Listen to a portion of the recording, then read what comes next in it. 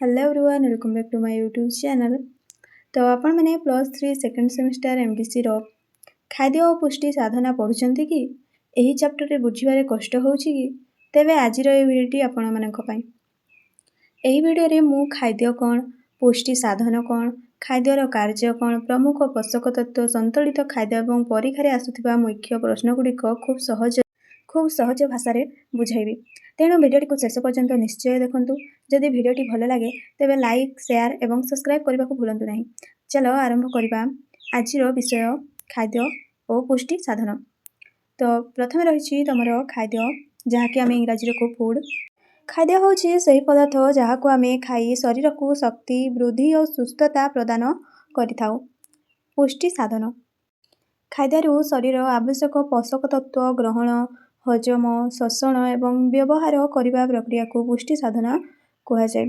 तो पे जो मानू नोट दरकार नोट करनियो आ जो पे व्हाट्सएप ग्रुप रे जॉइन होन जाकि जॉइन हो जद्वारा कि तुम मैंने नोट पाइपर। तो नेक्स्ट देख तुम रही खाद्यर कार्य कौन मनुष्यर शरीर को सुस्थ सबल और कार्यक्षम रखापी खाद्य अत्यंत आवश्यक अटे। खाद्य शरीर को शक्ति देवा सह वृद्धि विकास और रोगर सुरक्षा प्रदान करिथाए। तापर देख खाद्यर कार्य कौन प्रथम रही से शक्ति प्रदान करने सहित खाद्य शरीर को दैनंदिन काम करने शक्ति जगाई थाए और शर्करा और चर्बी शक्तिर प्रमुख उत्स अटंती। सेकेंड रे खाद्य शरीर क्षय पूरण करे क्षतिग्रस्त कोष और तंतुर मरामती करी शरीर को सुस्थ रखिबारे खाद्य सहायता करिथाए। खाद्य रोग प्रतिरोधक क्षमता बढ़ाइबा कार्य करिथाए जहाँकि विटामिन और खनिज लवण शरीर रोग प्रतिरोधक क्षमता बढ़ाई रोगर सुरक्षा करे।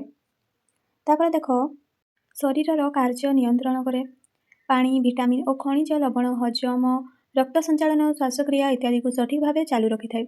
शरीर तापमात्रा बजाय रखिबा खाद्य शरीर साधारण तापमात्रा रक्षा करिबारे मध्य सहायता करिथाए।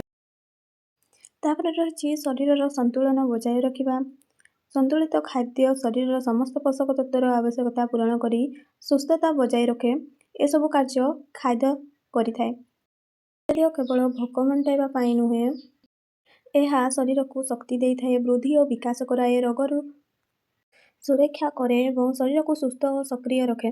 तेणु सुस्थ जीवन जापन संतुलित खाद्य ग्रहण करने अत्यंत जरूरी अटे। नेक्स्ट देख पुष्टिकर खाद्य और सुदृढ़ खाद्यर उपकारिता और अपकारिता। प्रथम रही पुष्टिकर खाद्य जो खाद्य शरीर खाद्य आवश्यक समस्त पोषक तत्व शर्करा प्रोटीन चर्बी विटामिन खनिज लवण और जल सठिक परिमाण रे थाए ताहाको पुष्टिकर खाद्य कहुए।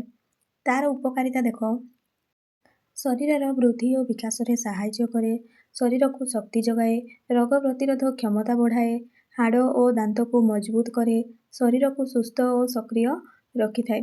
तार अपकारिता देखने तार अपकारिता रे रही तमर अधिक परिमाण रे खाइले मेदबहुलता होई पारे असंतुलित खाद्य ग्रहण कले पोषक अभाव किंबा अत्यधिक पोषक समस्या मध्य होई पारे। तो नेक्स्ट रही सुदृढ़ खाद्य जो खाद्य अतिरिक्त भाव में विटामिन और खनिज लवण मिसाई जाए पोषक मूल्य बढ़ा जाए ताहाको सुदृढ़ खाद्य कहुए। उदाहरण आयोडीन युक्त लुण आयरन और फॉलिक एसिड मिश्रित चाउल विटामिन ए और डी युक्त दूध। यार उपकारिता देख पोषक अभाव दूर करे रक्तहीनता गलगंड और विटामिन अभाव जनित रोग को दूर करथाए।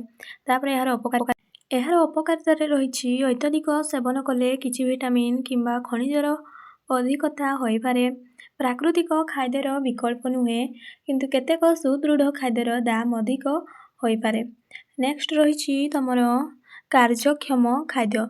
तो कार्यक्षम खाद्य कौन देख कार्यक्षम खाद्य होउछि एपरि खाद्य जहाँ केवल पोषण जगाई न थाए बरं शरीर को सुस्थ रखिबा रोग प्रतिरोध करबा एवं विभिन्न रोगरू झुमकी कराइबारे मध्य सहायता करे।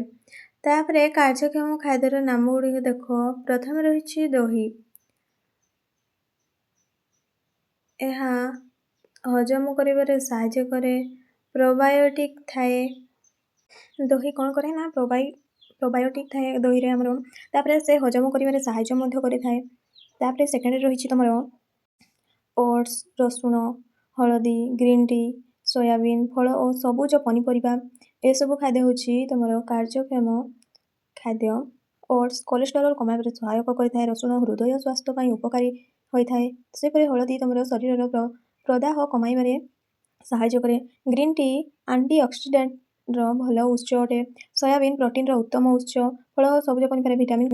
ଫଳ ଓ ସବୁଜ ପନିପରିବାରେ ଭିଟାମିନ୍, ଖଣିଜ ଓ ଆଣ୍ଟିଅକ୍ସିଡାଣ୍ଟର ଭରପୁର ମାତ୍ରାରେ ପାଇଥାଉ।